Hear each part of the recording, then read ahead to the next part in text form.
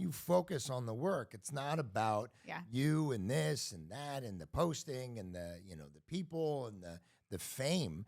Yeah, and the other thing I want to say is, guys, how lucky were we that we got to film at the historic Sunset Studios? I mean, you're talking about a place where Lucille Ball invented three camera.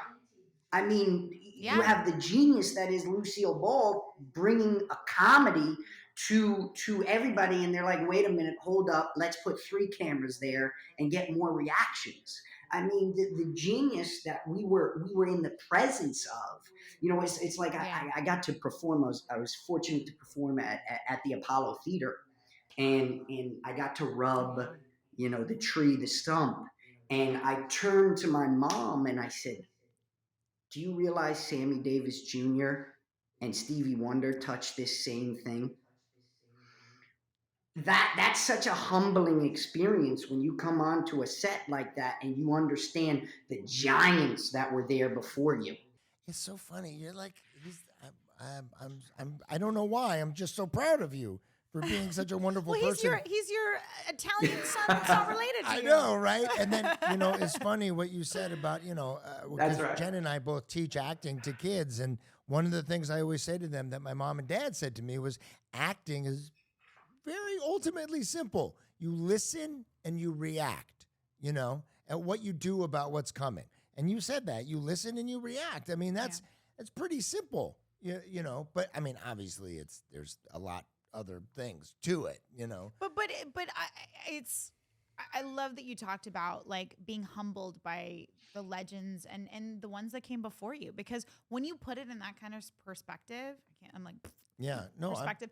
But when you put it in that kind of perspective, it allows you to just like dispel the bullshit and get to the work that you care about and get to why you're there in the first place. And why it's so special is because it's unique. Not Yeah. a lot of people do that.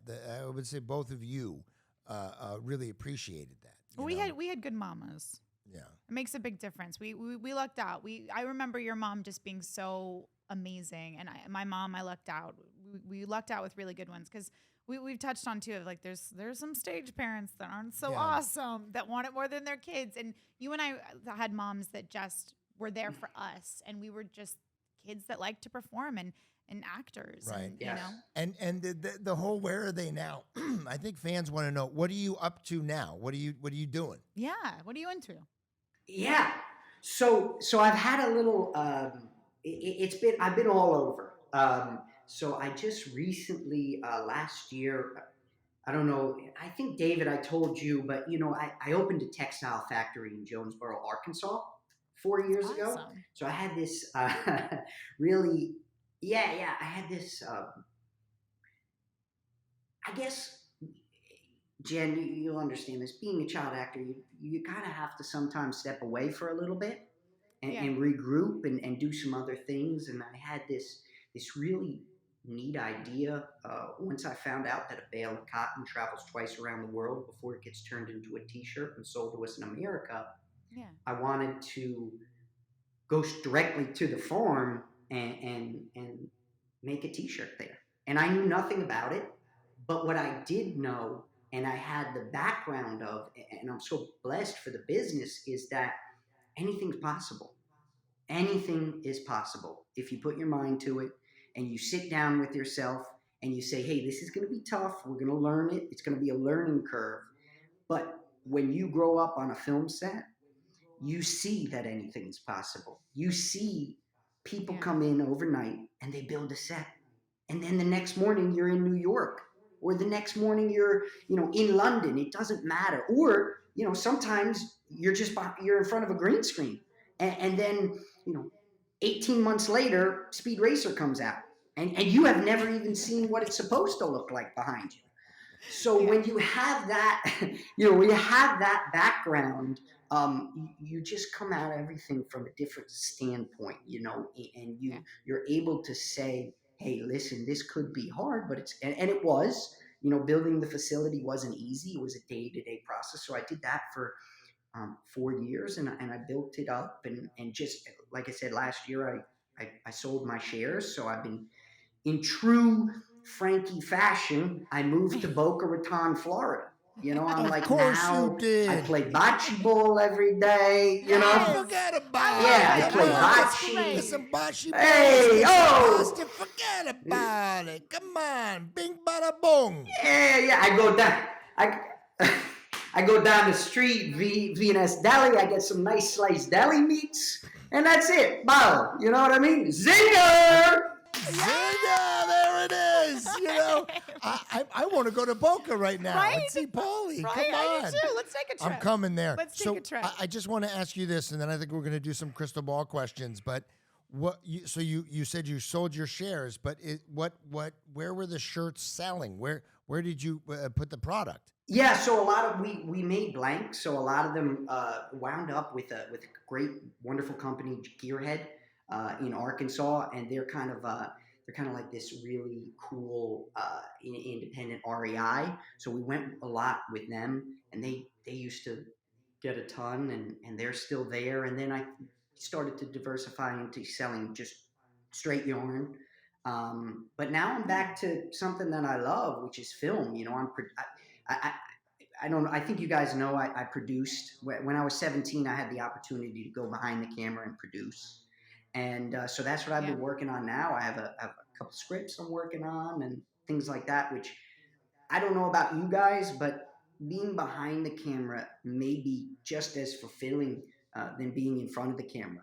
You know, reading words on a piece of paper and watching them be turned in, or actually creating them into a film or a television show, it still blows my mind every time. Paulie, congratulations on doing everything you do. When I grow up, I want to be just like you. And I usually make a joke and say, you know, hey, is there a part in it for me? But I'm not joking. When you do something, is there a part in it for me? Don't forget about David Deluby's You're over here. Italian, Dad. I can even do craft service, by the way. I'm willing. Yeah. Okay, Well, Paulie. can I just say Listen. First off, that's the best part about producing is being able to call friends. You know, being able to call people that you work together and work together again, because that's what it's all about is friendships and lasting relationships in the business that keep us going. Yeah, it's Amazing. so true. Well, and I love the two thoughts. Like, I love that you talked about, like, as a child actor, expanding outside of the business, seeing what else you're capable of, because your whole world is acting. And so to see, like, hey, I'm so much more multifaceted than just being a triple threat or whatever, like they want you to be as a kid actor. But also too, like, just the fact of, like, I love, we're storytellers. So it doesn't surprise me one bit that you're enjoying telling stories behind the camera, and I'm right there with you. Congratulations on just being amazing. You always were and still are. You said, and I'm butchering the quote, but like, well, you can do anything.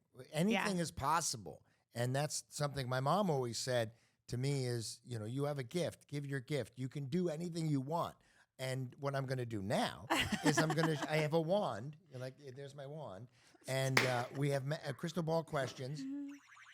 And for everybody who's not seeing, I'm opening and I'm picking a question for Paulie that Jennifer Stone is going to. Well, you got to give it to me right there. You go. Because I can't read up. Sorry. What's a storyline you'd like to have explored with your character? That's a good one. Well, I mean, clearly the easiest one is Selena and I. True. I mean, a Bronx-Strami Swiss and a kiss never happened. So, you know, there's a debt that may need to be paid.